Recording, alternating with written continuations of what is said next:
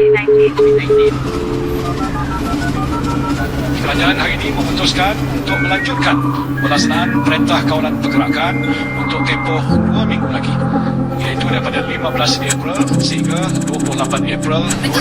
Hari ini kerajaan telah menambah tempoh kawalan pergerakan selama 4 hari. Laporan dari CGTN. Sejak novel coronavirus atau COVID-19 mulai dikesan di Wuhan, China pada 27 Disember 2019 tahun lepas, wabak bunuh ini tidak mahu berhenti pada terus membara dunia. Selepas kira-kira 5 bulan, ia telah merebak ke lebih 210 negara, menyakitkan kira-kira 50 juta orang dan mengorbankan hampir 1.2 nyawa di seluruh dunia pada masa ini. Di Malaysia, kes pertama direkodkan ialah seorang lelaki berumur 40 tahun daripada Selangor dan seorang warga China berusia 63 tahun yang tiba di KLIA pada 8 Januari, dan sehingga hari ini kes COVID-19 kian meningkat. Pada 16 Mac 2020, Perintah Kawalan Pergerakan atau PKP telah dibenarkan seluruh negara. Hal ini kerana angka bilangan yang kita virus COVID-19 kian meningkat saban hari daripada satu angka ke 3 angka kesihatan melibatkan warga negara Malaysia, dan kes kematian di Malaysia telah mencecah 302 kes setakat 11 November 2020. Oleh itu, PKP ini telah diberlangsung sehingga ke hari ini bagi tujuan untuk mengurangkan penyebaran COVID-19 dengan meningkat perjalanan keluar masuk individu dari negeri masing-masing. Para petugas barisan hadapan ataupun sebagai pelayan telah diberi amanat penuh dalam menangani wabak ini dan terus bebas membahas bagi meraihkan dan menghargai tenaga mereka. Di sini kami merangkumkan kisah dan jasa mereka dalam menangani wabak ini.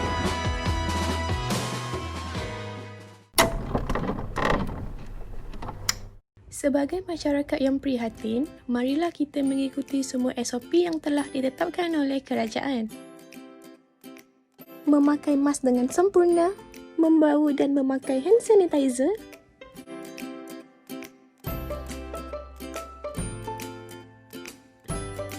tidak bersalaman dan bersentuhan, mengimbas kod QR sebelum memasuki premis,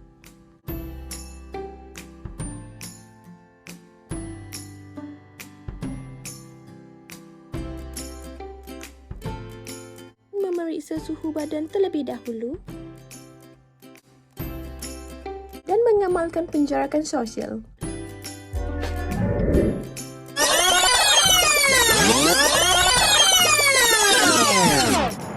Tanpa kita sedar, kita mampu membantu barisan petugas hadapan memutuskan rantaian wabak penyakit COVID-19.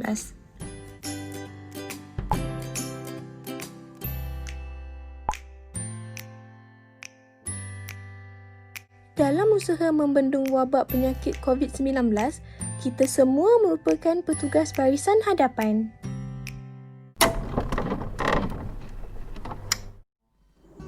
Dikala Perintah Kawalan Pergerakan dilaksanakan, ada ramai di luar sana yang sanggup berkorban meninggalkan keluarga untuk mencari sesuap nasi demi keluarga yang dicintai. Para penghantar makanan, mereka inilah yang menjadikan arahan duduk di rumah diam-diam lebih bermakna dengan perkhidmatan penghantaran makanan mereka.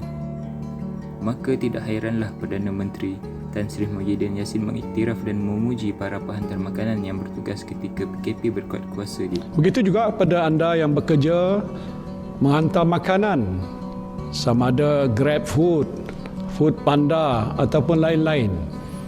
Anda mengambil risiko.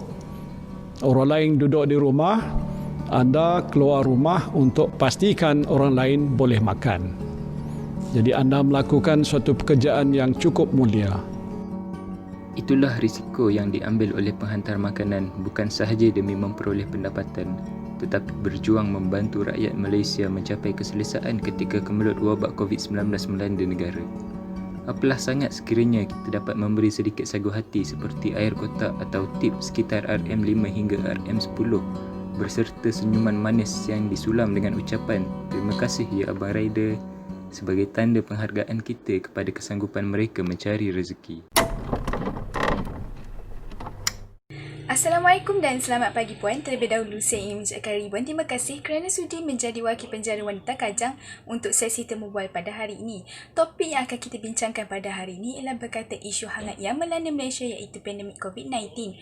Memandangkan kawasan-kawasan penjara seperti penjara Reman Sungai Buloh, penjara Kajang, penjara wanita Kajang dan pusat koreksional Puncak Alam turut terlibat dengan pelaksanaan perintah kawalan diperketat iaitu PKPD semenjak 23 Oktober sehingga 4 November akibat peningkatan jumlah jangkitan di kawasan tersebut.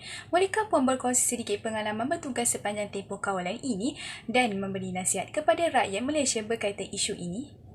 Okey, pengalaman saya semasa tempoh PKP dilaksanakan. Yang pertama daripada segi pergerakan yang melibatkan panduan serta ahli keluarga untuk keluar pada kawasan penjara sangat diperketatkan, dipantau. Kecuali pergerakan yang melibatkan kecemasan sahaja dibenarkan keluar. Yang kedua, daripada segi tugasan, kami bertugas mengikut jadual-jadual yang telah ditetapkan oleh pihak atasan serta mengikut SOP yang telah disarankan oleh pihak kerajaan. Manakala pada pegawai penjara yang tinggal di luar kawasan penjara, mereka telah dikendaki untuk tinggal di penempatan sementara yang telah disediakan oleh pihak penjara sepanjang tempoh PKP dilaksanakan. Nasihat saya kepada semua rakyat Malaysia, marilah kita bersama-sama menangani isu COVID yang masih berlarutan sehingga hari ini kerana anda juga dikenali sebagai frontliner. Amalkan SOP dan juga norma hidup baharu yang telah disarankan oleh pihak kerajaan. Kita jaga kita kerana kita masih belum menang. Salam sejahtera kepada semua. Semoga anda sihat sepanjang wabak COVID-19 ini. Saya merupakan seorang pengurus jenazah dan baru-baru ini saya telah mengikuti kursus khas untuk prosedur pengebumian bangsa COVID-19 yang bukan Muslim. Pada pendapat saya, prosedur ini amat rumit dan menyusahkan. Hal ini adalah kerana kita perlu memakai PPE yang sepenuhnya sepanjang proses pengebumian. Ini amat penting untuk memastikan keselamatan pihak pengurus jenazah agar tidak dijangkiti virus ini. Kita dihendaki untuk memakai PPE tersebut dengan langkah-langkah yang spesifik. Susunan untuk memakai ialah penutup mulut, tudung, sarung kasut, lapisan nipis plastik berlengan panjang yang dipakai secara terbalik, dan ini memerlukan bantuan rakan lain. Seterusnya, apron plastik,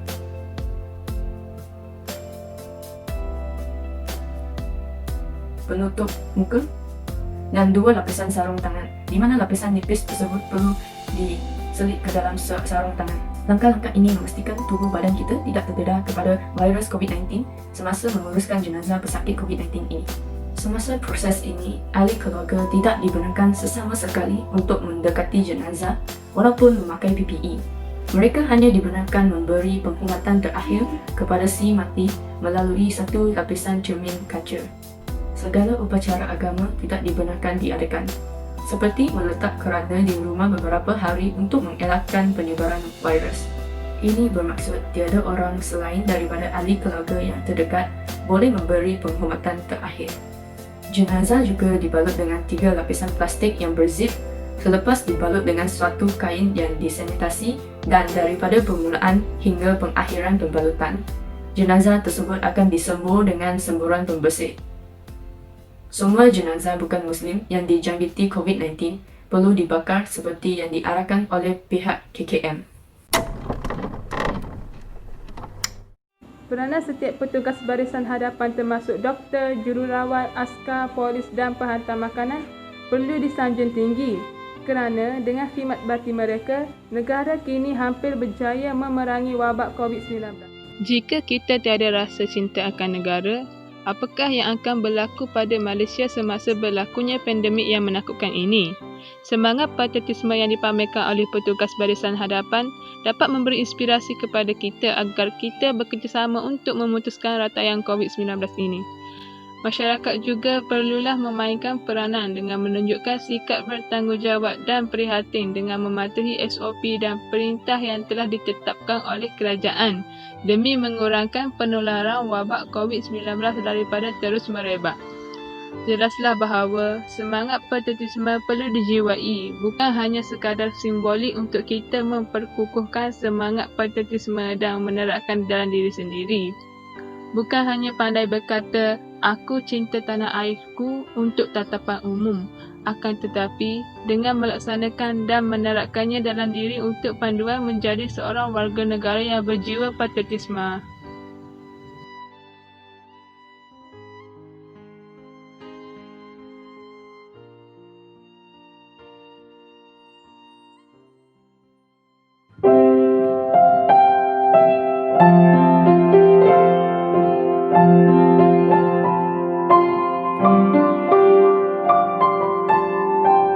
Demi negara yang ku tercinta, rela berkorban apa saja. Keluarga jauh di sana, ku serahkan kudrat dan setia. Senyumanmu ialah pengganti duka, pertemuanmu akan ku jaga. Demi kerja satu masa, bebas untuk bersama.